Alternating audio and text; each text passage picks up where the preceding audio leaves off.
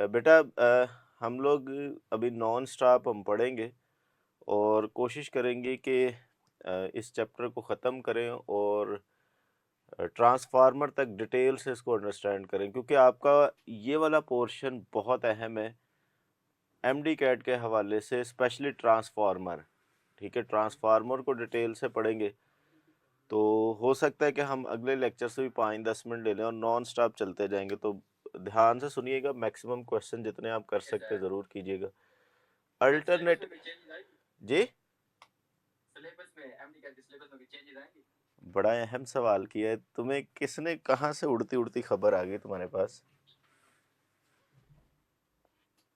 हाँ जी। अच्छा, फर्ज करें कि एमडी कैट में चेंज आ जाता है सिलेबस में, फिजिक्स में कोई इतना बड़ा नहीं आएगा।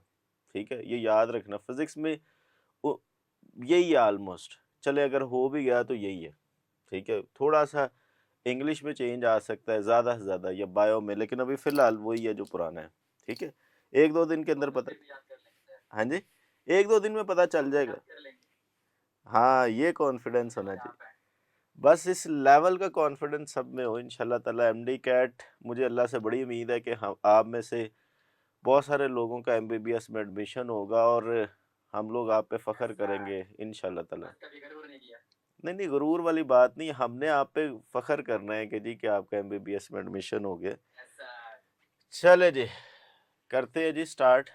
AC generator. Word AC, alternating current. क्या होता है अल्टरनेटिंग करंट? जी बेटा, अल्टरनेटिंग करंट क्या होता है? बोलिए, क्या होता है अल्टरनेटिंग करंट? अब देखिए, बस इधर ही बस होगी है तुम लोगों की। क्या होता है अल्टरनेटिंग करंट? आवाज आ रही है? क्या होता है अल्टरनेटिंग करंट? जनरेटर की तो बाद में बात करते हैं। What is alternating current? चले जी, बिल्कुल ठीक कहा है आपने बेटा। पहले एसी को हम थोड़ा सा एंटी टेस्ट के हवाले से देखते हैं और फिर हम जनरेटर की बात करेंगे और फिर लास्ट में जाके ट्रांसफार्मर की। बेटा, अल्टरनेटिंग करंट जनरेटर को, मतलब अल्टरनेटिंग को अगर आप देखें तो फर्ज करें कि ये अल्टरनेटिंग करंट की आउटपुट है, जिसमें हमारे पास एक्स एक्सिस पर टाइम होता है और वाई एक्सिस पर करंट या वोल्टेजेस होते हैं। ठीक है, अब होता ये कि आप देखें कि अगर मैं इसको ऐसे देखूं तो हम लोग इसको दो हिस्सों में डिवाइड करते हैं। पहला हिस्सा हमारा 0 से लेके T/2 तक। अब होता ये कि जब ये जनरेटर का कॉइल एक रोटेशन कंप्लीट करता है ना, तो आफ्टर 1 रोटेशन जब वो कंप्लीट कर लेगा, 1 रोटेशन कंप्लीट हो जाएगी, तो आफ्टर 1 रोटेशन कंप्लीट करने के बाद हम लोग कहते हैं एक रोटेशन मुकम्मल हुई, तो time required to complete 1 revolution, उसको टाइम पीरियड कहते हैं। तो आउटपुट पर हमें ये वेव मिल जाती है। अब जब आउटपुट पर हमें ये वेव मिलती है तो उसको हम दो हिस्सों में डिवाइड करते हैं। अब ये अल्टरनेटिंग करंट जनरेटर की आउटपुट आपके सामने, मिसाल के तौर पर हमने इसको किसी बल्ब, किसी रेजिस्टेंस को दे दिया। जब हम किसी बल्ब या किसी रेजिस्टेंस को ऐसी आउटपुट देते हैं तो वहाँ पर क्या होता है? देखिए, 0 से लेके, इसको हम दो हिस्सों में डिवाइड कर लेते हैं, 0 से लेके T/2 तक, और फिर हम इसको डिवाइड करते हैं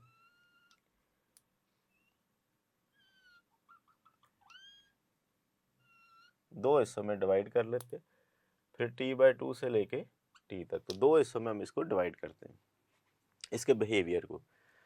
तो बेटा, 0 से लेके T/2 तक गौर से समझ लीजिएगा, क्योंकि रेक्टिफिकेशन में ये बहुत अहम बात होगी।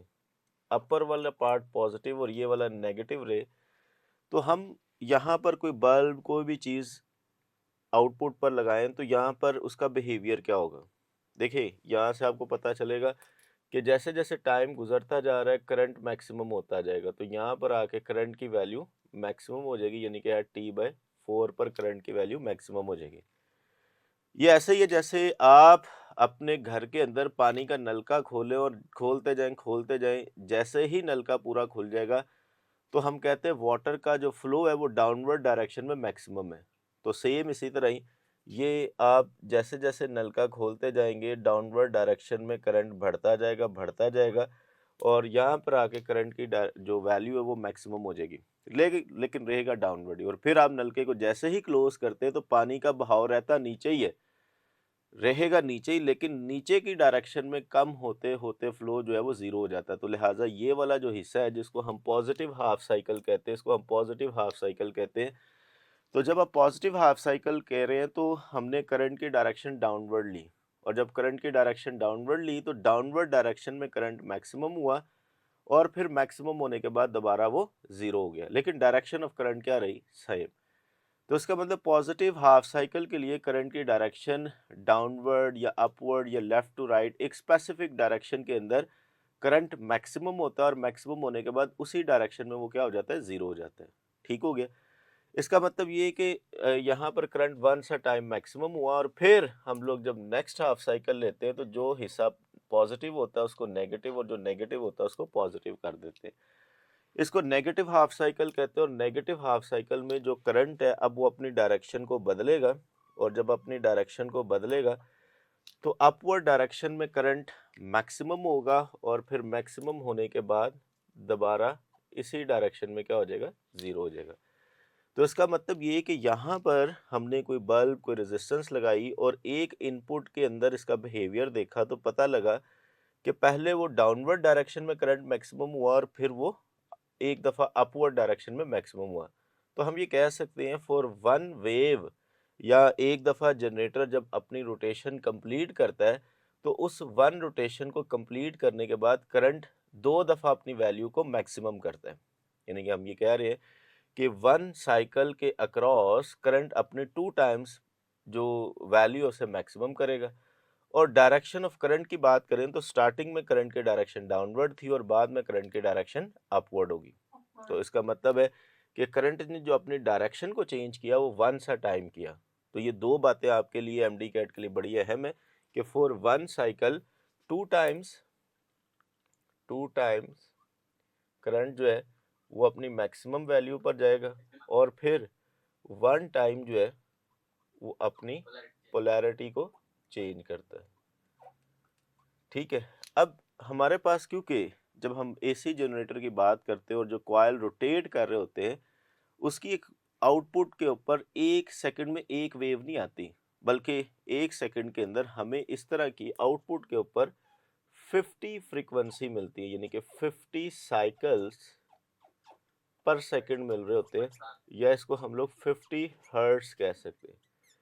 इसका मतलब ये है कि अगर हम आउटपुट जनरेटर का जो आउटपुट है वो अपने किसी बल्ब को देते हैं, किसी फैन को देते हैं या किसी भी चीज़ को देते हैं, तो वहाँ पर हमारा जो करंट है वो 100 टाइम्स अपनी मैक्सिमम वैल्यू पर जाएगा और 50 टाइम अपनी डायरेक्शन को चेंज करता है। तो इसका मतलब ये है कि हम लोग जब अपनी सॉकेट्स की बात करते हैं, सॉकेट में जो हमारे घरों में, क्योंकि अल्टीमेटली है तो वो अल्टरनेटिंग करंट है और इसकी फ्रीक्वेंसी 50 हर्ट्ज है, तो हम अपनी सॉकेट्स के ऊपर पॉजिटिव नेगेटिव नहीं लिखते, जैसे कि अक्सर हम बैटरीज के ऊपर पॉजिटिव नेगेटिव लिखते हैं लेकिन अपनी सॉकेट्स के ऊपर नहीं लिखते। अगर आपकी सॉकेट फर्ज करें आपने चार्जर ऐसे लगाया तो वो नहीं चला तो घुमा के ऐसे लगा दे तो वो उसकी सेटलमेंट हो जाती है, क्योंकि इसमें पॉजिटिव नेगेटिव कंटिन्यूसली, अगर मैं आपको कहूँ कि ये जो पॉजिटिव ऊपर है और नेगेटिव नीचे है तो ये एक सेकंड में 50 दफ़ा अपनी पोलैरिटी को शिफ्ट कर जाता है। तो जब एक सेकंड में 50 दफ़ा पोलैरिटी शिफ्ट हो गई तो पॉजिटिव पॉजिटिव और नेगेटिव नेगेटिव कंटिन्यूसली चेंज हो रहा है। तो इसी मुनासबत से हम ये कहते हैं कि अल्टरनेटिंग करंट अपनी पोलैरिटी और अपनी डायरेक्शन या अपनी मैग्नीट्यूड दोनों कंटिन्यूसली चेंज करता है। तो अल्टरनेटिंग करंट बेसिकली ऐसा करंट है जो मैग्नीट्यूड और डायरेक्शन दोनों मसलसल चेंज करता है। इसी वजह से हम लोग किसी सॉकेट पर पॉजिटिव नेगेटिव नहीं लिखते। और बकाया बात इसके बिहेवियर के लिहाज से ये दो बड़े अहम पॉइंट है, क्योंकि करंट अपनी मैग्नीट्यूड को मसलसल चेंज कर रहा होता है। इसी मुनासबत से हम लोग जो 220 वोल्ट लिखते हैं, प्यारे बच्चों, जो 220 वोल्ट लिखते हैं वो इसकी वीआरएमएस वैल्यू होती है, जिसको हम ज्योमेट्रिक मीन कहते हैं। और वो जो वीआरएमएस वैल्यू होती है वो आउटपुट की मैक्सिमम वैल्यू का आप डिवाइड कर दें √2 के साथ, तो हमारे पास क्या आ जाती है, वो मैक्सिमम वैल्यू आ जाती है। ठीक है बेटा, सही है। तो इट्स मीन दैट कि जो हमारी डेली लाइफ में VRMS देख रहे होते हैं ये 220 वोल्ट होती है। अब इसको हम √2 से मल्टीप्लाई कर दें तो हमारे पास मैक्सिमम वैल्यू आ जाती है। अब VRMS कैसे निकालते हैं ये हमारे सिलेबस का हिस्सा नहीं है, लेकिन याद रखें कि VRMS बराबर होती है V नॉट ओवर √2 और यही 220 वोल्ट हम डेली लाइफ के अंदर देख रहे होते हैं। जैसे एक बच्चा ये पूछ सकता है, सर आप कह रहे हैं कि continuously magnitude of current change हो रहा है, डायरेक्शन चेंज हो रहा है, लेकिन डेली लाइफ में तो हम तो 220 लिखते हैं, लेकिन वो जो 220 एक्चुअली वो उसकी RMS या एवरेज वैल्यू होती है। इसी तरह इसके क्रॉस जो करंट होता है वो भी IRMS जो है उसे हम I नॉट ओवर √2 लिख सकते हैं। तो बेटा इसकी फाइनली जाहिर बात है ये तो है एवरेज वैल्यूज, पीक वैल्यू और एवरेज वैल्यू के दरमियान रिलेशन है। और आज की जो हमारा आउटकम है, जो फाइनल हमने रिजल्ट कंक्लूड करना है कि किसी भी जगह पर अगर आप इंस्टेंटेनियस वैल्यू फाइंड करना चाहते हैं, मिसाल के तौर पर आपका जनरेटर घूम रहा था तो आप 1 सेकंड के T/4 के ऊपर या T के ऊपर या 3/4 T के ऊपर वैल्यू फाइंड करना चाहते हैं, तो इंस्टेंटेनियस वैल्यू को फाइंड करने के लिए फाइनली आज हम इस इक्वेशन को भी डिस्क्राइब करेंगे। तो लिहाजा ये इक्वेशन इंस्टेंटेनियस वोल्टेजेस या इंस्टेंटेनियस करंट, इसी तरह आप इंस्टेंटेनियस करंट भी लिख सकते हैं। किसी भी लम्हे इंस्टेंटेनियस करंट आपने फाइंड करना हो, वोल्टेजेस फाइंड करना हो, तो इन इक्वेशंस का बड़ा अहम किरदार होगा। फिर हम लोग कुछ इंस्टेंटेनियस वैल्यूज़ किन फैक्टर्स पे डिपेंड करती हैं, पीक वैल्यू किन पे डिपेंड करती है, ये सारी बातें आज के लेक्चर में हम बड़ी डिटेल से अंडरस्टैंड करेंगे। अभी तक का जो लेक्चर का हिस्सा था सिर्फ हमने ये देखा कि AC या अल्टरनेटिंग करंट का बिहेवियर कैसा होता है किसी रेजिस्टेंस के अक्रॉस, और फिर हमने उसको देखा कि उसकी फ्रीक्वेंसी 50 हर्ट्ज का क्या मतलब है, फिर हमने उसको देखा कि उसकी RMS वैल्यू से क्या मुराद है, और फिर हमने उसकी इंस्टेंटेनियस वैल्यू को सीखा। अब हम इसके प्रिंसिपल के ऊपर, वर्किंग के ऊपर और एंटी टेस्ट के हवाले से जो शॉर्टकट ट्रिक्स हैं उन पर बात करेंगे। बेटा आपको यहाँ तक कोई सवाल है तो पूछ सकते हैं, फिर हम आगे चलते हैं। जी बेटा। चलें जी। बेटा आज दस्ती आप बात कर रहे हो? आप कौन हो? एहसन भाई, एहसन बेटा, हेलो, आवाज आ रही? एहसन इब्राहिम, थोड़ा सा ना आजिज रहे और ध्यान से बस सीखने पे ध्यान दें, ठीक है?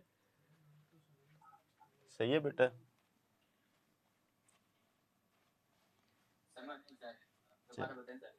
कुछ नहीं, बस आप अब ध्यान दें, सवाल फिज़िक्स के बारे में कोई है तो उस पर बात करें और कोशिश करें कि दूसरों को भी मौका दें, वो भी सवाल कर सकें। चले जी, चले जी, ठीक है इब्राहिम भाई। AC जनरेटर, चले बात चलने दे। एहसन आपका नाम है, ठीक है? चले जी, एहसन, AC जनरेटर पर हम बात कर रहे हैं। तो AC जनरेटर की जो हम लोगों ने अगर बेसिक डेफिनेशन पर जाएं तो बेसिक डेफिनेशन इसकी ये है कि मैकेनिकल एनर्जी को ये इलेक्ट्रिकल एनर्जी में कन्वर्ट करता है। प्रिंसिपल इसका सिंपल फैराडेज लॉ है। अब फैराडेज लॉ क्या है कि simply say that rate of change of magnetic flux जो है वो EMF कॉज करता है। बाकी सारी आपको अब बातें पता है कि EMF सर्किट के रेजिस्टेंस पर डिपेंड नहीं करता, EMF का ताल्लुक rate of change of magnetic flux से। अब यहाँ पर इसकी कंस्ट्रक्शन को जल्दी से देखें तो हमारे पास बेटा कुछ रेक्टेंगुलर कॉइल्स होते हैं। उन रेक्टेंगुलर कॉइल्स को परमानेंट मैग्नेटिक फील्ड के अंदर रोटेट करवाते हैं, और जब परमानेंट मैग्नेटिक फील्ड में रोटेट करवाते हैं तो उसकी continuously rate of change of magnetic flux की वजह से आउटपुट पर आपको एक EMF मिलती है। अब इसमें किस तरह डायरेक्शन चेंज होती है, किस तरह मैग्नीट्यूड चेंज होती है, इसके ऊपर भी हम बात करेंगे। लेकिन याद रखें कि जब हम EMF फाइंड करते हैं तो उस कैलकुलेशन में आपको याद होगा कि हमारा ये जो रेक्टेंगुलर कॉइल है, उस रेक्टेंगुलर कॉइल को हम लोग 4 पार्ट में डिवाइड कर लेते हैं, और जब 4 पार्ट्स में डिवाइड कर लेते हैं तो हमारे पास ये, जैसे इसका नाम आप A रख लें, ये B और ये C और ये D।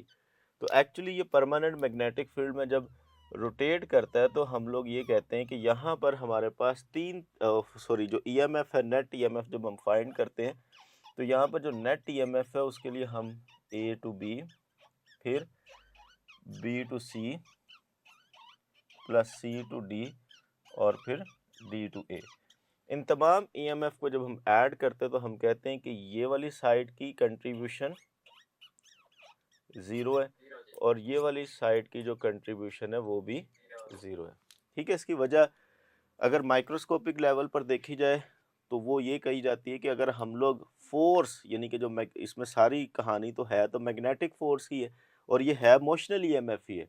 यानी कि जैसे आपने पढ़ा था इसके अंदर शुरू में मोशनल ईएमएफ के अंदर कि आपका ये गैल्वानोमीटर है, ये बेसिकली जनरेटर इसी की एक्सटेंशन है जिसमें हमारे पास magnetic field into the plane होती थी और हम लोग अपने एक करंट का जो हमारा कंडक्टर था उस कंडक्टर को जब हम लोग मूव करवाते थे एक्सटर्नल मैग्नेटिक फील्ड के अंदर विद वेलोसिटी v के साथ, तो हमारे पास यहाँ पर एक ईएमएफ बनती थी जिसको हम VBL साइन ऑफ थीटा कहते थे। तो ये जो ईएमएफ आपके सामने बनी है ये एक्चुअली ये जो कंडक्टर मूव कर रहा है एक्सटर्नल मैग्नेटिक फील्ड में और यहाँ पर ये जो 4 कर तरह के किस्म के हमारे पास रॉड है जो मैग्नेटिक फील्ड में मूव कर रहे हैं, ये बेसिकली इसी रिलेशन की एक्सटेंशन है।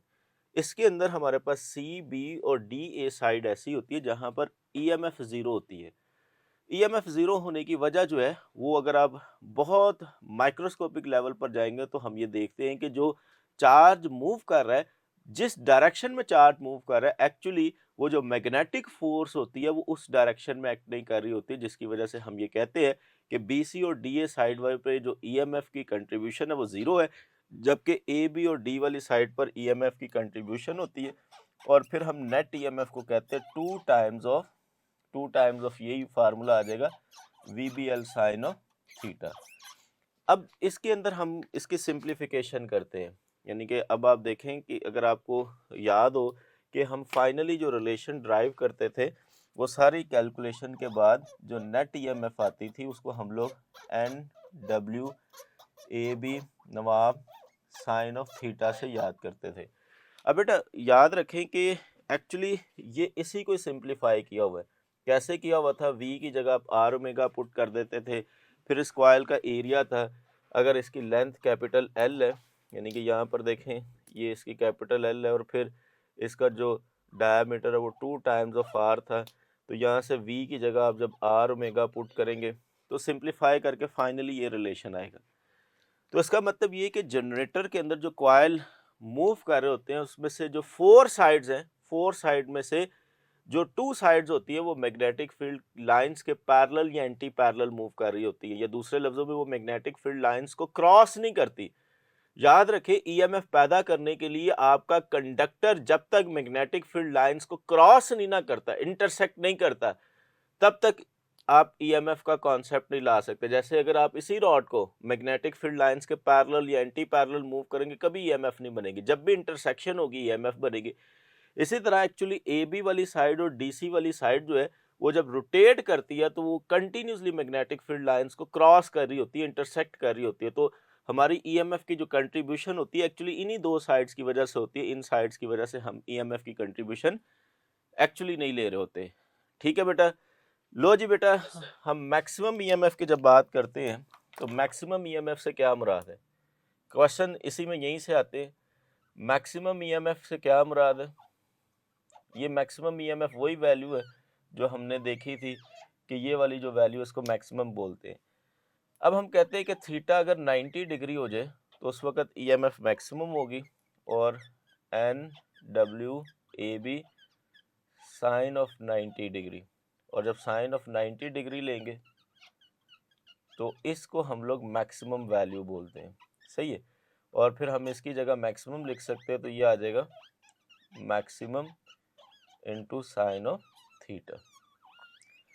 तो अब यहाँ पर बेटा जी मेरा आपसे सवाल है कि हमारे पास इसी तरह मिनिमम भी बात की जा सकती है, लेकिन सबसे ज़्यादा बच्चे जो कंफ्यूज होते हैं, आप मुझे बताइए कि यहाँ पर जो एंगल थीटा मैं इस्तेमाल कर रहा हूँ ये कौन सी 2 फिजिकल क्वांटिटीज़ के दरमियान यूनिट है? जी, थीटा इज द एंगल जिसमें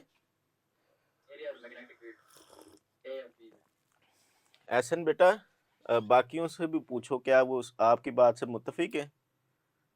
बाकी जो दोस्त बैठे हुए उन्हें से भी पूछे, गर्ल्स आप भी पूछ लें क्या ये एरिया और मैग्नेटिक फील्ड के दरमियान एंगल है?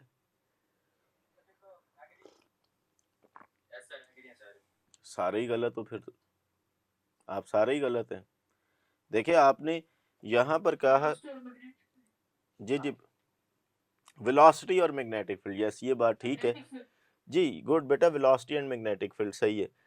देखिए यहाँ पर जब आप कह रहे हैं ना कि ये मोशनल ईएमएफ की ही एक्सटेंशन है, मोशनल ईएमएफ को ही आगे हमने सिंप्लीफाई किया है, तो ऑब्वियसली फिर मोशनल ईएमएफ में जो एंगल है वो वेलोसिटी और मैग्नेटिक फील्ड के दरमियान है। तो यहाँ पर क्योंकि ये जो सारा रिजल्ट आया हुआ है बैक एंड पर, ये मोशनल ईएमएफ ही है, और ये मोशनल ईएमएफ में अगर एंगल वी और बी के दरमियान है तो ये एंगल भी एक्चुअली वी और बी के दरमियान है। तो यहीं से थोड़ी सी कन्फ्यूजन आती है, और इसी कन्फ्यूजन का एंटी टेस्ट में इस्तेमाल किया जाता है कि आपने पहली बात तो ये याद रखनी है कि ये एंगल जो है ये वेलोसिटी और मैग्नेटिक फील्ड के दरमियान है। और यही वजह है कि अभी मैं इसकी अगर आपके पास टेक्स्ट बुक है तो आप टेक्स्ट बुक ओपन करें, लास्ट में एक डायग्राम बनी हुई है, उसके अंदर उसने ओरिएंटेशन दी हुई है। आप उन ओरिएंटेशन को देखेंगे, वेलोसिटी और मैग्नेटिक फील्ड के दरमियान उसने एंगल 90 हो तो कॉइल की क्या ओरिएंटेशन होगी, एंगल 0 हो तो कॉइल की क्या ओरिएंटेशन होगी, उन तमाम के ऊपर अभी हमने बात करनी। और एंटी टेस्ट में जनरेटर के अंदर जो इनमें से सवाल आते हैं वो तो बहुत आसान है कि अगर मैं आपसे कहूँ कि एंगुलर वेलोसिटी डबल कर दी है तो ईएमएफ भी डबल हो जानी है, फिर मैग्नेटिक फील्ड डबल कर दे ईएमएफ भी डबल, वो आप सारे कर लेंगे क्योंकि ई बराबर है नवाब साइन ऑफ थीटा आपको याद होता है, तो पता होता है कि ईएमएफ किन पे डिपेंड कर रही है।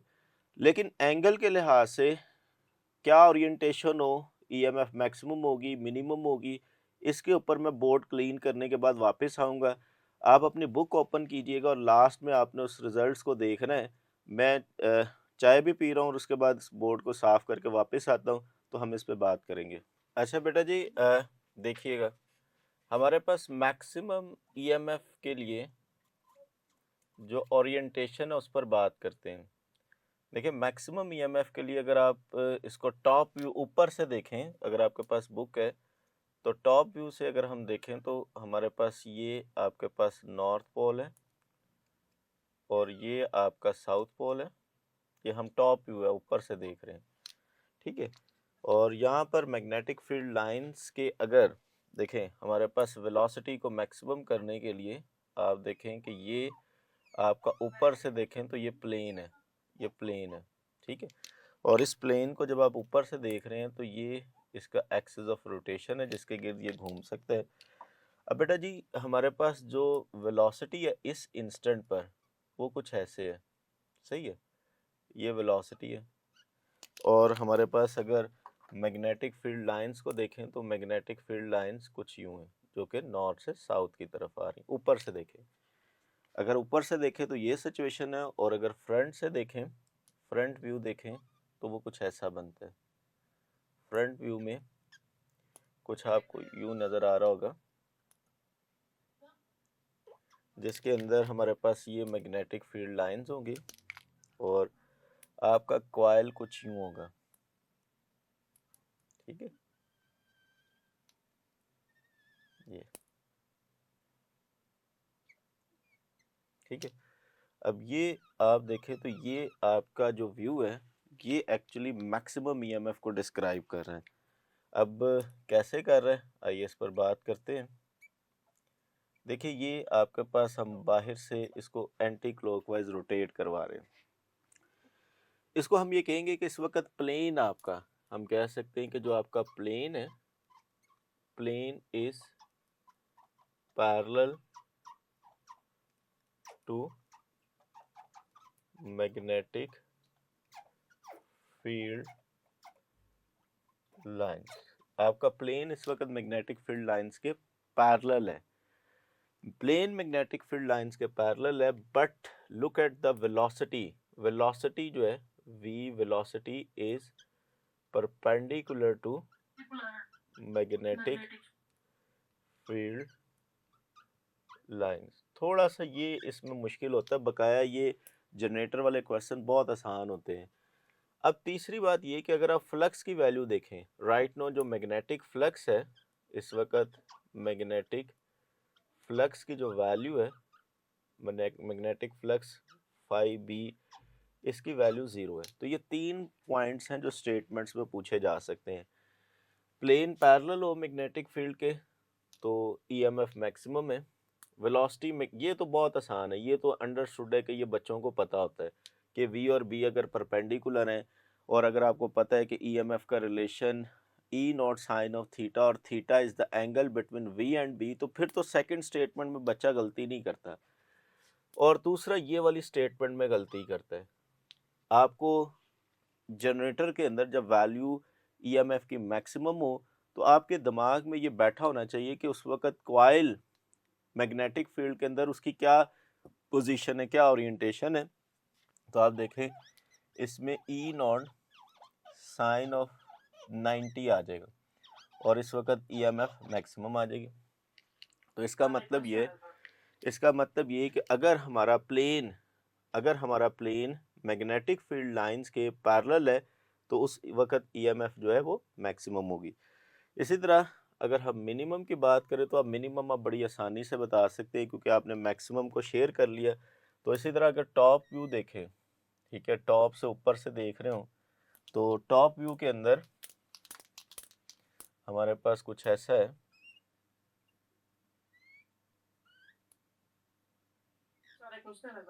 जी जी बेटा पूछे हो। अगर मैग्नेटिक के अंदर कोई भी कॉइल रख दें तो वो करंट वगैरह जो है वो जनरेट कर देंगे या कोई एक्सटर्नल सोर्स की जरूरत होती है? देखिए बेटा, फर्ज करें कि आपका मेन मकसद करंट को पैदा करने के लिए होना चाहिए कि आपका चेंज इन फ्लक्स आए। अब चेंज इन फ्लक्स कैसे आ सकता है? आप एक बच्चे ने सिंपल उस वहाँ पर रखा हुआ है कॉइल मैग्नेटिक फील्ड लाइंस के अंदर सब कुछ रेस्ट में है, तो आप मैग्नेटिक फील्ड को किसी तरीके से चेंज करें। तो जब आप मैग्नेटिक फील्ड को चेंज करेंगे तो फ्लक्स में चेंज आएगा। देखिए आप सादा सा असूल याद रखें कि ईएमएफ होगी तो करंट होगा। आपने ईएमएफ कॉज है, कॉज वजह को बनाना होता है। अब वजह को बनाने के लिए क्या है, सिंपल फैराडे लॉ आपको बताता है कि फ्लक्स में किसी तरीके से चेंज लाएं। अब अगर आप कॉइल रेस्ट में रखें मैग्नेटिक फील्ड चेंज कर लें, मैग्नेटिक फील्ड रेस्ट में रखें कॉइल को घुमा लें, तो दोनों सूरतों में चेंज इन फ्लक्स आएगा। तो बस ये ज़हन में रखें कि आपको फ्लक्स में चेंज लाना है। कैसे? उसमें मुख्तलिफ तरीके हैं ना, जैसे आपने अगर इस चैप्टर को गौर से पढ़े तो we have a lot of method in which के हम जिससे फ्लक्स में चेंज ला सकते हैं। हम क्या कर सकते हैं, जैसे म्यूचुअल इंडक्शन आपने पढ़ी, सेल्फ इंडक्शन पढ़ी, उसमें फिर आपने इमोशनल ईएमएफ पढ़ी कि हमारे पास एक रॉड जो था वो मैग्नेटिक फील्ड के अंदर मूव कर रहा था। तो बहुत सारे तरीके हैं, बट टारगेट इज दैट कि how we can change the flux. बस ये जहन में रखें। तरीक़ेकार तो आपने सारे ही इस चैप्टर में पढ़े हैं ना। तो जनरेटर भी यही चीज़ है कि आप कंटिन्यूसली उसमें चेंज इन फ्लक्स कर रहे हैं। जैसे यहाँ पर आप देखें कि जो डायग्राम मैंने पीछे आपके सामने शेयर की थी, इधर देखो, इसमें आप क्या कर रहे हो? इस डायग्राम के अंदर मैग्नेटिक फील्ड है और उसके अंदर जो कॉइल है उसको आप किसी इंजन के साथ जोड़ दें। किसी जगह पर पानी ऊपर से बुलंदी से नीचे गिर रहा है, उसके साथ ये नीचे प्रोपाइलर जोड़ ले, कोई पर जोड़ ले, उस पर पानी गिराएं, तो इस कॉइल को घुमाना है बस आपने। जब कॉइल को घुमा रहे हैं तो मीन डैट फैराडे लॉ के मुताबिक ईएमएफ पैदा हो रही है। ठीक है, ले जी बेटा, एंट्री टेस्ट के हवाले से ये पोजीशंस बड़ी अहम है। अब हम मिनिमम की बात करते हैं। देखिए मिनिमम के लिए आपका अगर टॉप व्यू देखें तो टॉप व्यू में हमारा जो कॉइल है वो घूम के इस तरह आ जाएगा। ठीक है, ये आ गया। ठीक है, ये आ गया। अब जब ये आ गया घूम के तो ये वेलोसिटी की ऐसे डायरेक्शन, जैसे मैं आप देखें ये मेरा आपके पास मोबाइल है, देखिए ये मोबाइल है। अब मोबाइल को सामने से देखें तो ये ऐसे है, तो ये कंटिन्यूसली ऐसे घूम रहा है। आपका मोबाइल ऐसे कंटिन्यूसली यूँ घूम रहा है। तो ये सिचुएशन जो है ना, ये वाली सिचुएशन, इसको अगर आप ऊपर से देखेंगे तो ये आपको ऐसे नज़र आ रहा होगा, और अगर सामने से देखेंगे तो उसकी क्या ओरिएंटेशन होगी। ये देखें इस वक्त ये आपके पास मैग्नेटिक फील्ड लाइंस हैं जो कि एक्चुअली उस प्लेन के परपेंडिकुलर हैं। इस वक्त ये प्लेन के परपेंडिकुलर है। तो पहला पॉइंट यहाँ पर थे कि ये पैरेलल होता था मैक्सिमम के लिए। तो यहाँ पर क्या है कि आपके पास प्लेन जो है, मैं इधर लिख देता हूँ, plane is perpendicular to magnetic field lines. पहली बात आपने ये सीखी, पहला पॉइंट आ गया। यहाँ पे पैरेलल था, यहाँ पे परपेंडिकुलर है। दूसरा पॉइंट, अब देखें कि वेलोसिटी और मैग्नेटिक फील्ड, ये वेलोसिटी है, ये आपके पास वेलोसिटी है। तो इस वक्त वेलोसिटी और मैग्नेटिक फील्ड आपस में पैरेलल है, तो V एंड B, क्योंकि V and B are either parallel, ठीक है, और या इधर एंटी पैरेलल, ठीक है। दोनों सूरतों में आप देखें कि थीटा यहाँ तो आपके पास 0 डिग्री है या थीटा 180 डिग्री है। और ये पॉइंट क्योंकि हमारे लिए बहुत आसान होता है बच्चों के लिए, मैं पहले ही बता चुका हूँ, क्योंकि बच्चों को ये पता होता है कि हमने इस रिलेशन में थीटा एक्चुअली एंगल है V और B के दरमियान, और जब इसमें वो वैल्यू पुट करते हैं साइन 0 की, तो उसे पता है कि साइन 0 0 हो जाना है और सब कुछ क्या हो जाएगा 0। अच्छा, तो इस पॉइंट से तो बच्चा एंट्री टेस्ट में कंफ्यूज हो ही नहीं सकता। जैसे मैंने पहले बताया कि सेकंड पॉइंट से तो वो कंफ्यूज होगा ही नहीं, वो कंफ्यूज होगा फर्स्ट पॉइंट से कि मैग्नेट प्लेन अगर मैग्नेटिक फील्ड के परपेंडिकुलर है। अच्छा, प्लेन अगर मैग्नेटिक फील्ड के परपेंडिकुलर है तो आप देखें प्लेन मैग्नेटिक फील्ड के परपेंडिकुलर है तो उस वक्त V और B आपस में पैरेलल या एंटी पैरेलल है, तो EMF 0 है। फिर लास्ट पॉइंट बड़ा अहम है कि फ्लक्स के हवाले से देखें, इस वक्त मैग्नेटिक फ्लक्स जो है वो मैक्सिमम है, तो इट्स मीन दैट कि हमारे पास मैग्नेटिक फ्लक्स जो है इस इंस्टेंट के ऊपर अपनी मैक्सिमम वैल्यू शो कर रहे हैं। तो लिहाजा आपने ये 3 स्टेटमेंट को बड़े ध्यान से देखना है, इसके मुताबिक आप आंसर देंगे।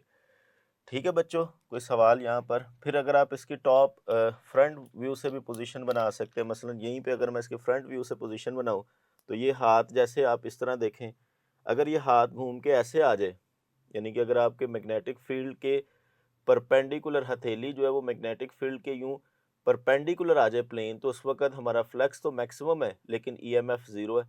लेकिन अगर आप हाथ घूमता हुआ ऐसे आ जाए तो इस वक्त हमारे पास जो EMF है वो EMF क्या हो जाएगी, मैक्सिमम हो जाएगी।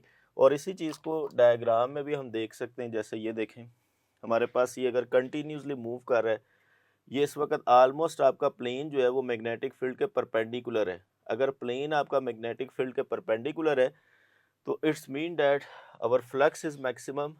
अगर फ्लक्स मैक्सिमम है तो वेलोसिटी और मैग्नेटिक फील्ड के दरमियान जो एंगल है वो 0 या 180 है, तो EMF हमारे पास क्या हो जाएगी, 0 हो जाएगी। अब एंट्री टेस्ट के लिहाज से जल्दी से हम इसके ग्राफिकल इंटरप्रिटेशंस पर भी बात करते हैं, हम इनकी डिफरेंट वैल्यूज़ पर भी बात करते हैं। इसी को दोबारा मैं आपके साथ शेयर करता हूँ। देखें मैं देखें मिसाल जी, हाँ ये अच्छा, बहुत अच्छा सवाल है, मैं अभी अब इस पर बात करता हूँ। ये वैसे आपने गिल्वानोमीटर के अंदर भी इसको पढ़ा था, ठीक है, उस अभी मैं इस पर भी बात करता हूँ। ठीक है, करते हैं बात अभी इस पर। अब इसमें हमारे पास अगर ग्राफ बनाए, ठीक है, ये गिल्वानोमीटर में भी एक सवाल किया जा सकता है, वही जवाब वही है। चले मैं उसके ऊपर पहले इसको डिस्कस करके फिर आपके सवाल पर आता हूँ। देखिए अगर हम लोग एंट्री टेस्ट के अंदर डिफरेंट इंस्टेंट के ऊपर इसे सॉल्व करते हैं, देखें EMF की जो वैल्यू है वो E0 साइन ऑफ थीटा है। हम एंगल के लिहाज से भी बात कर सकते हैं, जैसे एंगल के लिहाज से अगर हम बात करें तो एंगल के लिहाज से हम डिफरेंट वैल्यूज़ पुट करते हैं। मिसाल के तौर पर एंगल के लिहाज से हम वैल्यू पुट करते हैं 0 डिग्री, फिर क्या होगा, फिर हम वैल्यू पुट करते हैं π/2 यानी कि 90 डिग्री, फिर क्या होगा, फिर अगर हम लोग पाई वैल्यू पुट करते हैं यानी कि 180 पुट करते हैं, फिर क्या होगा, फिर अगर हम लोग वैल्यू पुट करते हैं 3/2 पाई या 270 डिग्री, तो फिर क्या होगा, फिर अगर हम 2 पाई पुट करते हैं यानी कि 360 डिग्री पुट करते हैं, तो फिर क्या होगा। तो देखिए यहाँ पर अगर हम लोग थीटा की वैल्यूज़ ले लें और यहाँ पर EMF की वैल्यू ले लें, तो थीटा 0, EMF भी 0, ठीक है ना, साइन 0 0 आ जाएगा। फिर 90 लेंगे तो EMF मैक्सिमम आ जाएगी, फिर 180 लेंगे 0 आ जाएगी, फिर 270 लेंगे ये माइनस E0, फिर इसी तरह 360 लेंगे तो 360 के क्रॉस दोबारा 0 आ जाएगी। लेकिन बेटा इसमें ज़्यादातर जो आपको कंफ्यूज करते हैं वो टाइम के लिहाज से कंफ्यूज करते हैं, ये तो होगी एंगुलर पोजीशन के लिहाज से। अब क्योंकि हमारा जनरेटर जो है उसका कॉइल मसलसल घूम रहा है, तो उसकी जो इंस्टेंटेनियस वैल्यूज़ हैं उसको हम एंगुलर पोजीशन के लिहाज से डिस्क्राइब करें तो ये हैं। अगर आप टाइम के लिहाज से बात करें यानी कि इंस्टेंटेनियस टाइम के लिहाज से बात करें तो फिर क्या होगा?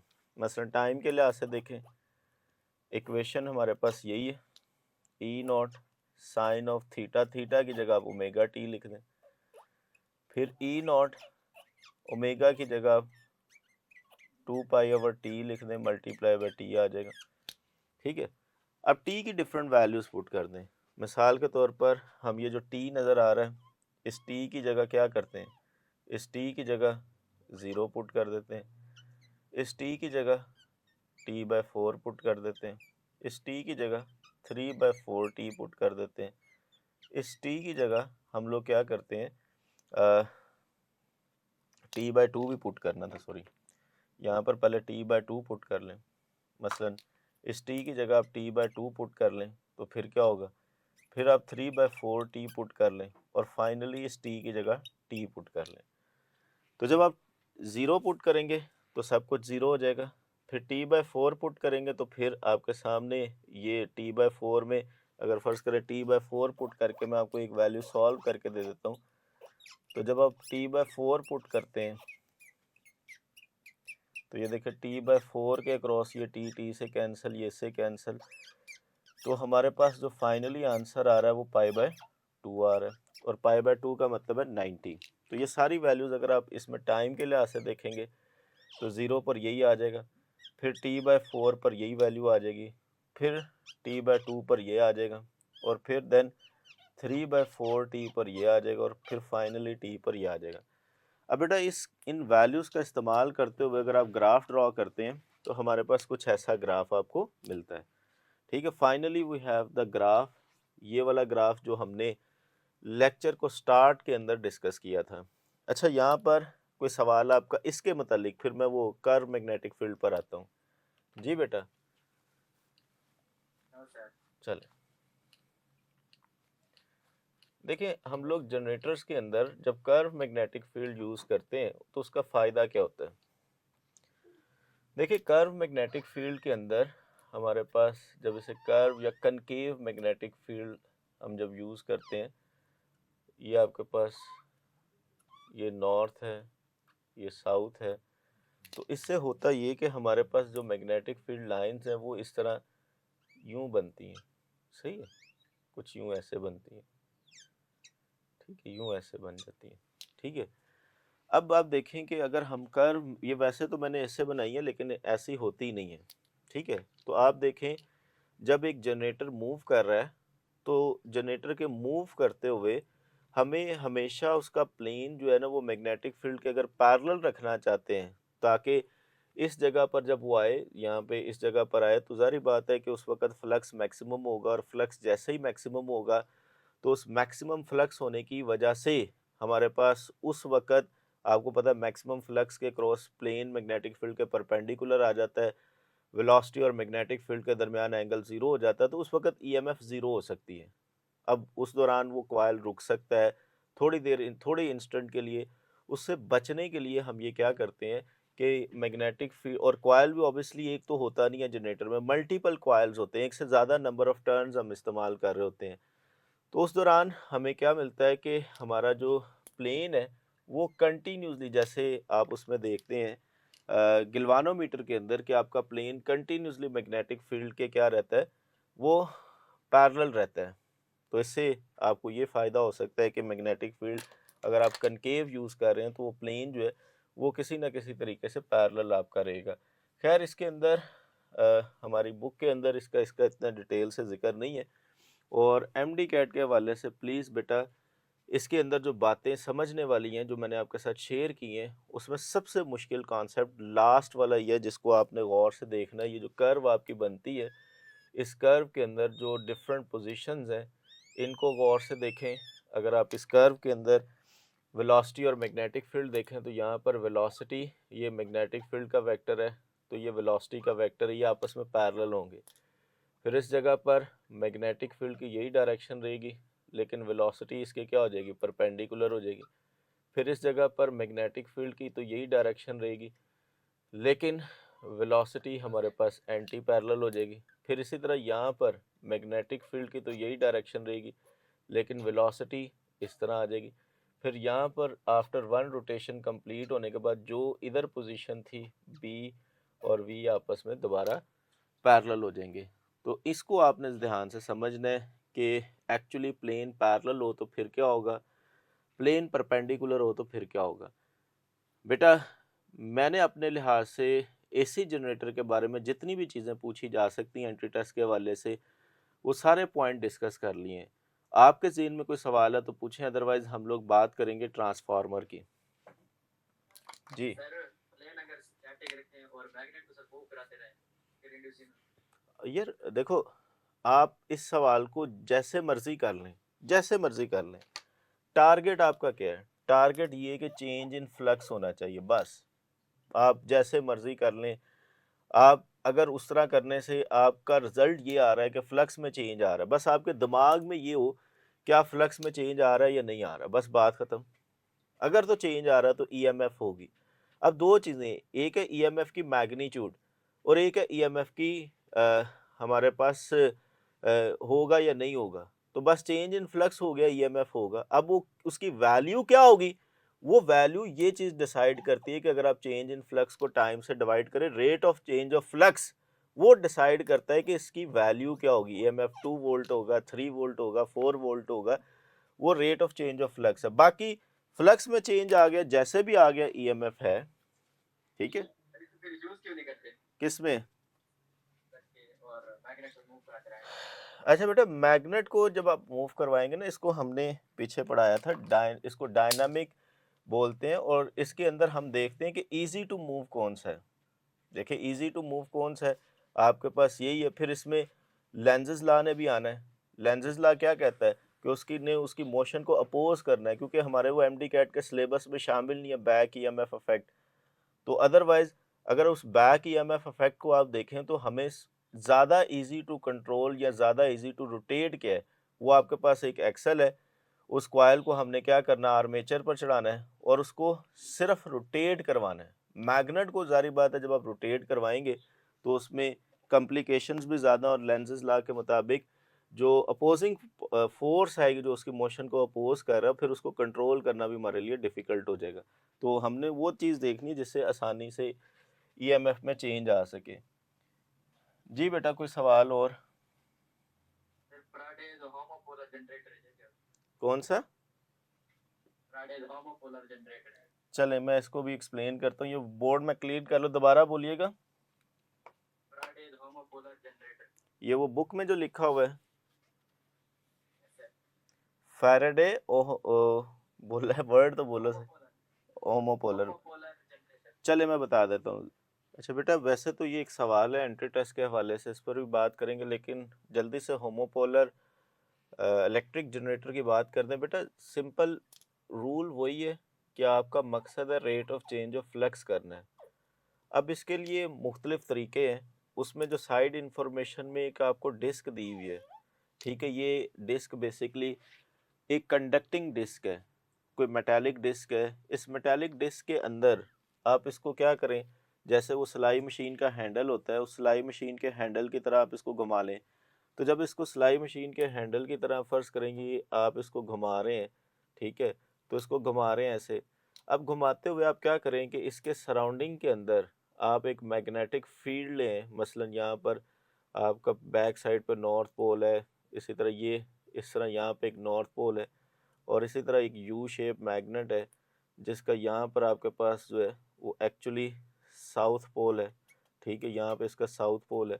तो एक्चुअली हम लोग जब इसके अंदर इसको घुमाएंगे तो वही सिचुएशन होगी, rate of change of magnetic flux होगा, उससे ईएमएफ होगी। और वो जो ईएमएफ है वो हम लोग इसके ये जो किनारे हैं, इसका किनारा और सेंटर के दरमियान एक पोटेंशियल डिफरेंस इस्टेब्लिश हो जाता है, और उसी पोटेंशियल डिफरेंस को हम ईएमएफ कह रहे होते हैं।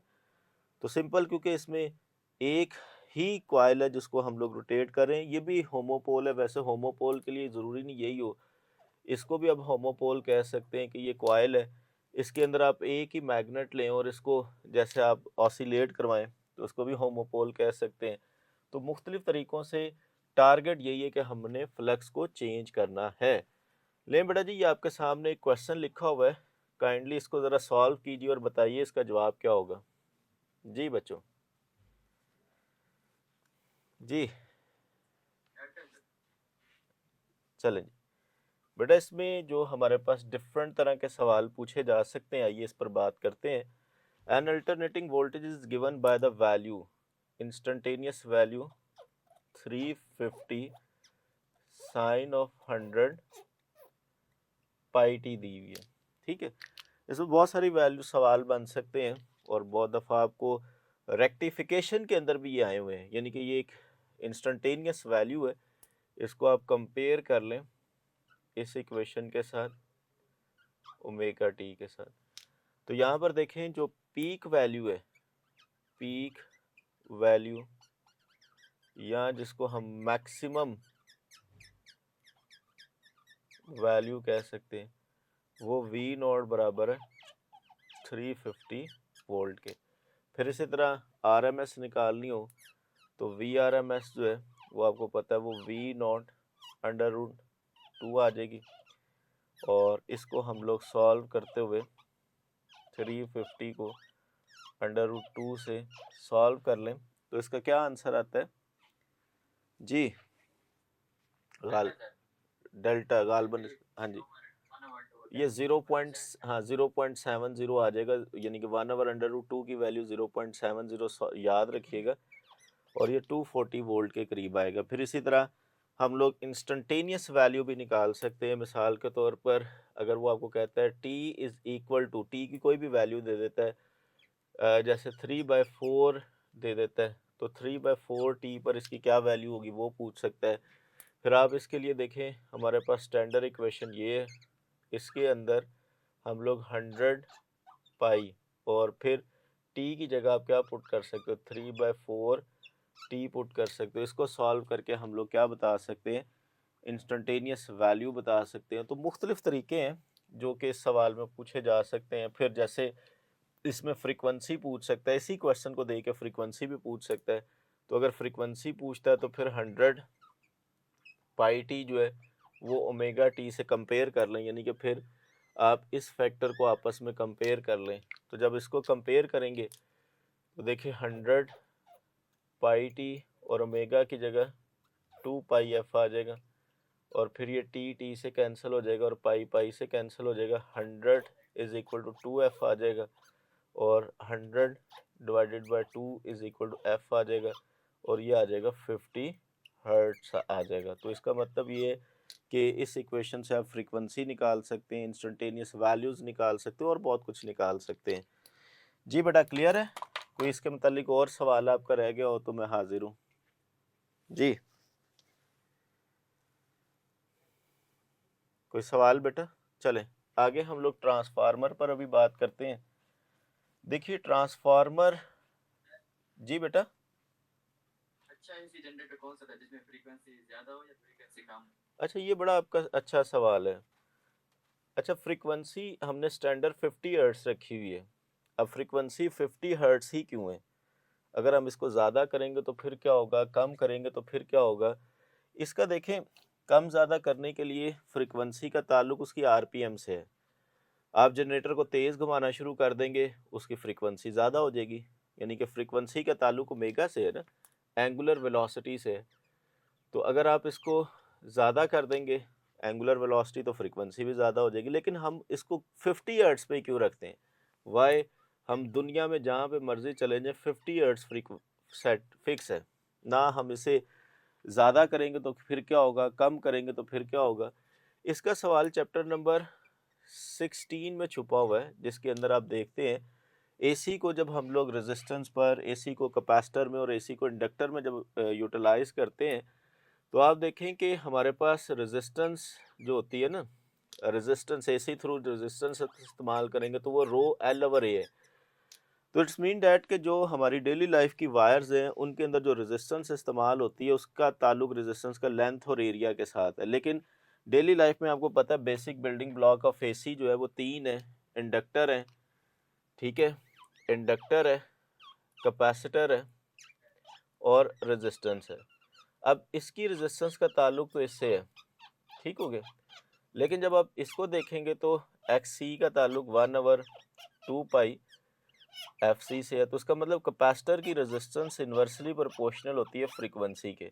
जब इसकी बात करते हैं तो यहाँ पर इसका रिलेशन आता है 2πfl, तो यहाँ पर इसकी फ्रीक्वेंसी और वो है डायरेक्टली प्रोपोर्शनल।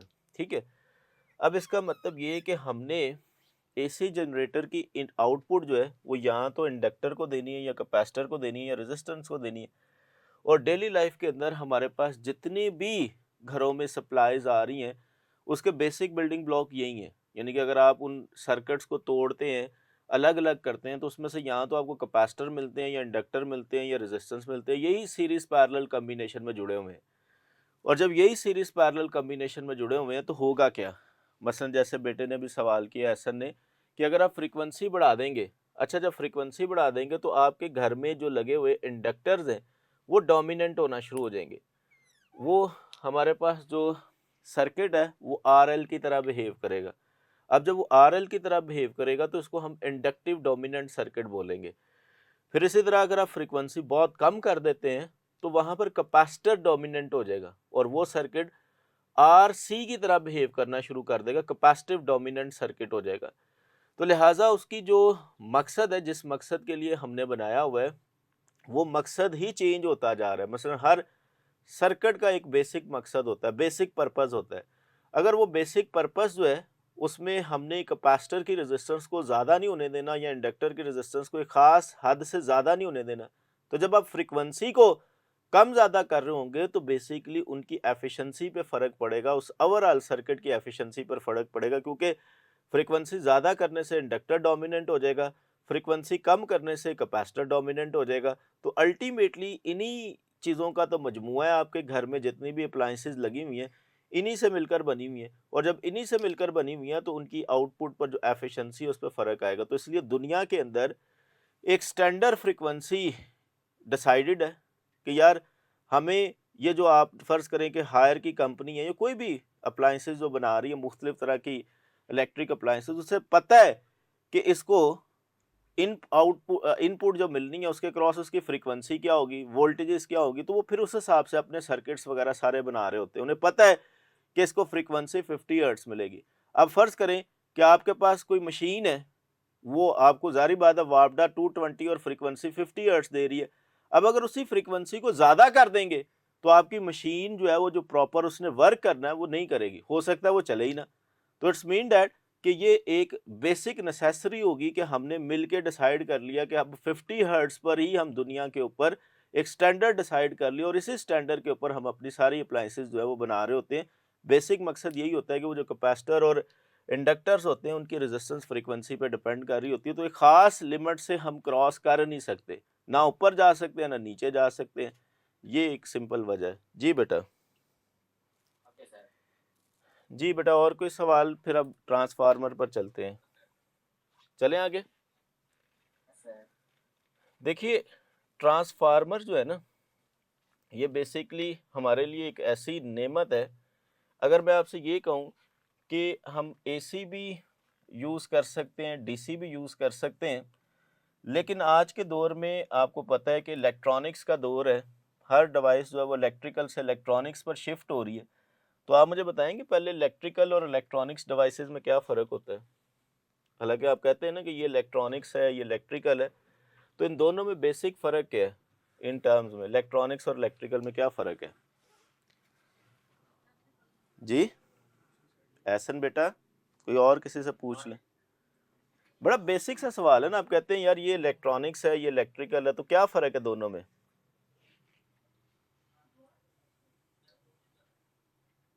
जी इलेक्ट्रॉनिक्स रेस्ट चार्ज इलेक्ट्रिक में डीसी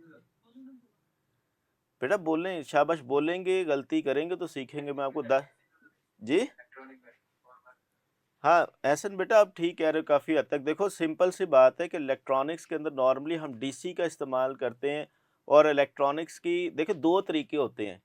किसी भी चीज़ को चेक करने के लिए या तो इनपुट से चेक करें या उसको तोड़ दें। बस अगर आप अपने मोबाइल फ़ोन को आज तोड़ते हैं तो आपको क्या मिलेगा? आपके मोबाइल फ़ोन के अंदर जो बेसिक बिल्डिंग ब्लॉक है वो diodes, PN junction, semiconductor, transistor, ये मिलेंगे।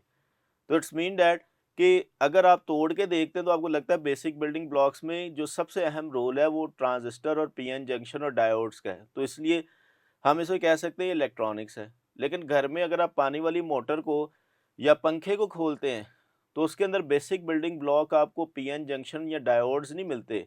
वो बल्कि क्या मिलेंगे? वो आपको या तो मिलेंगे रेजिस्टेंस मिलेंगे या कैपेसिटर मिलेंगे या इंडक्टर मिलेंगे। फिर पहला फ़र्क ये आ गया कि इलेक्ट्रिकल डिवाइसेस के basic building block are, L और सी हैं और वहाँ पर बेसिक बिल्डिंग ब्लॉक जो हैं वो सेमीकंडक्टर्स और डायोड्स हैं। पहला बेसिक फ़र्क है। दूसरा बेसिक फ़र्क क्या हुआ? दूसरा बेसिक फ़र्क ये है कि जो इनपुट से पता चलता है। मिसाल के तौर पर आपको ये कहा जाता है कि जी कि ये इसको चलाने के लिए आपने बैटरी से इसको चलाना है। ठीक है? मसलन आपकी जो गाड़ी की या मोटरसाइकिल का बल्ब है उसको उतार के घर में ले आएँ और उसे कीजिए कि चलो जी इसको हम लोग डायरेक्ट जो आपकी 220 आ रही है एसी उस पर चला के देखें तो नहीं चलेगा। ठीक है? क्यों नहीं चलेगा? क्योंकि आपकी बैटरी के अंदर सारी इलेक्ट्रॉनिक्स वायरिंग है और उसमें डीसी सोर्स इस्तेमाल होता है। तो जो गाड़ी की कंपोनेंट्स हैं वो उतार के अगर आप घर में एसी पर चलाएँगे तो नहीं चलेंगे। अगर आपका फ़र्ज़ करें गाड़ी की हेडलाइट ख़राब हो गई है तो आप कोई ऐसा बल्ब वहाँ पर लगा लें जो घर से उतार के ज़ीरो का बल्ब लगा लें अपनी मोटरसाइकिल के अंदर, चलेगा? नहीं चलेगा क्योंकि उसकी जो कॉन्फ़िगरेशन है उसके अंदर जो बेसिक बिल्डिंग ब्लॉक है एलसीआर है। जबकि आपकी गाड़ी के अंदर जो एलईडी यूज़ हो रही है उसमें हम इलेक्ट्रॉनिक्स यूज़ कर रहे हैं। तो लिहाज़ा जो इलेक्ट्रॉनिक्स और इलेक्ट्रिकल है उसमें यही मेजर फ़र्क है। लेकिन कभी आपने सोचा है कि इलेक्ट्रॉनिक्स पे ही दुनिया अगर शिफ्ट होती जा रही है तो हम डीसी जनरेटर को क्यों नहीं प्रेफ़र करते? हम एसी जनरेटर को ही क्यों प्रेफ़र करते? घर में डीसी जनरेटर क्यों नहीं लगा लेते? जी। Why we use the most probably AC को ही हम यूज़ कर रहे हैं। हर जगह पर दुनिया में आज भी एसी इस्तेमाल होता है। डीसी क्यों नहीं यूज़ होता? इसमें पावर लॉस ज़्यादा होते हैं। हाँ, देखो अगर आप वन लाइन आंसर देते ना तो आपका आंसर ये होना था कि ट्रांसफ़ॉर्मर। ट्रांसफ़ॉर्मर एक ऐसी वजह है कि आप डेली लाइफ़ में सबसे ज़्यादा एसी को इस्तेमाल करते हैं और डेली लाइफ़ में जब हम दाएँ-बाएँ, इर्द-गिर्द देखते हैं तो हम कहते हैं कि इतने सारे ट्रांसफ़ॉर्मर लगे हैं, इसका ज़िंदगी में हमें क्या फ़ायदा है? तो ऑब्वियसली यही फ़ायदे को मद्देनज़र रखते हुए, इम्पोर्टेंस को देखते हुए एमडी कैट के अंदर ट्रांसफ़ॉर्मर को बड़ी डिटेल से अंडरस्टैंड करते हैं। तो अभी बायो का लेक्चर आपका शुरू हो चुका हुआ है, तो हम ट्रांसफ़ॉर्मर पर कल बात करेंगे। ठीक है बच्चों? ओके जी, अल्लाह हाफ़िज़।